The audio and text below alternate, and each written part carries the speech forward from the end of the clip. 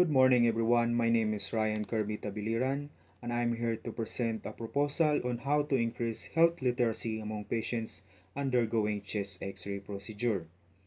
I work as a radiologic technologist in a government hospital and also in a medical clinic back in my home country, and I have performed several X-ray procedures. The most commonly requested one was the chest X-ray, and I noticed patients had difficulty performing the procedures with me. A good chest X-ray should be made in full inspiration and show no motion so that the image will not be blurred. To accomplish this, we instruct patients to breathe in air and hold them before we take the image. A good chest X-ray image should also show an unobstructed view of the lungs, so we ask patients to place their hands on their hips or backs with their elbows bent and arms on the sides while facing the film in order to draw the shoulder blades away from the lungs. Also, a good chest X-ray image should be centered on the film or screen, and we would position patients to make sure they are in the right place.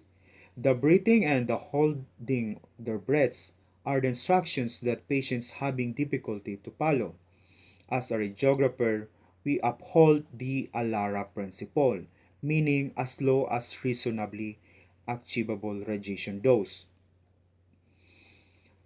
We are actually exposed to radiation from natural sources, which we term background radiation.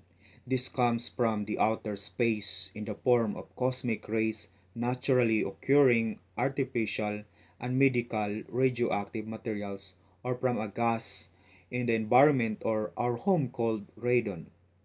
Radiation dose is measured scientifically in millisievert (MSB) units. An average person in the US gets about 3 MSB of radiation per year. A person getting a chest X-ray receives zero point 0.1 MSB of radiation dose, equivalent to 10 days of natural background radiation.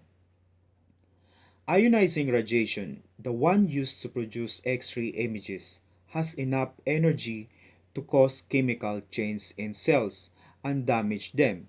Some cells may become abnormal or die if the genetic materials or DNA gets damaged by radiation. Cancer may result.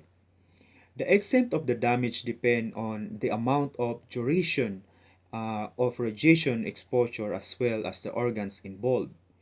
It is thus essential for patients to be able to effectively participate in the conduct of the procedure so that we can avoid this extra radiation exposure.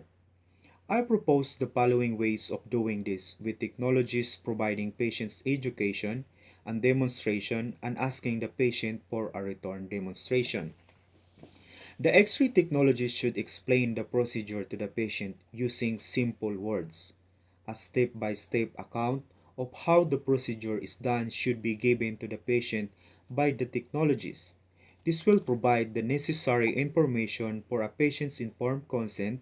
It will also give the patients an idea of what to expect and anticipate during the test.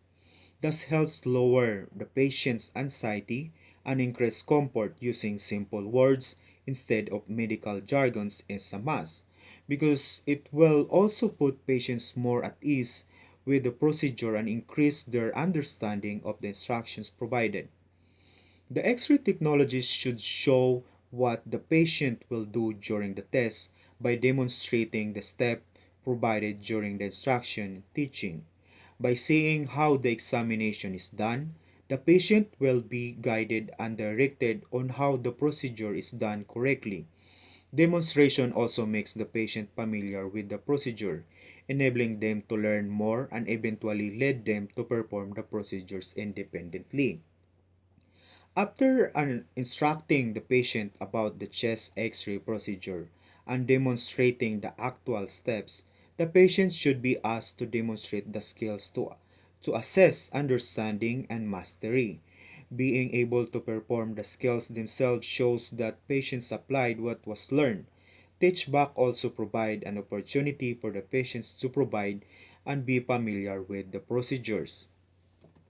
In conclusion, the X-ray technologies and the patients must work hand in hand to produce a good quality X-ray film. A good chest X-ray image will provide information that assist in the diagnosis and treatment of the patient. There will be also minimal radiation exposure, just allowing for the one take of to produce a film that gives maximal information for the radiologist to interpret. The strategies I suppose in these presentations aims to increase health literacy among patients undergoing chest X-ray and in turn will provide better health outcomes for them. Information, ideas, images for these presentations are credited to the following references.